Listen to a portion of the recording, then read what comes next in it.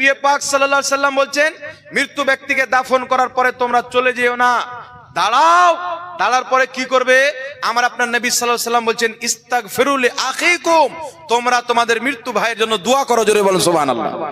আর একটু জোরে হবে না সুবহানাল্লাহ? ইদা ফারাগা মিন দাফনিল মাইয়াতি ওয়াকাফাত আলাইহি, মৃত্যু ব্যক্তিকে দাফন করার পরে তোমরা চলে যেও না, মৃত্যু ব্যক্তিকে দাফন করার পরে তোমরা চলে যেও না, ওয়াকাফাত আলাইহি, দাঁড়িয়ে যাও। দাঁড়িয়ে কি করব? নবী পাক বলছেন ইস্তাগফিরু লিআখিকুম, তোমরা তোমাদের মৃত্যু ভাইয়ের জন্য ইস্তেগফার করো, দোয়া করো। একটু জোরে বলতে হবে সুবহানাল্লাহ। আর তাবরানী শরীফের সহিহ হাদিস, নবী পাক বলছেন যেখানে মুসলমান একত্রিত হয়ে সবাই মিলে হাত তুলে দোয়া করে, আল্লাহ তাদের দোয়া অবশ্যই কবুল করে।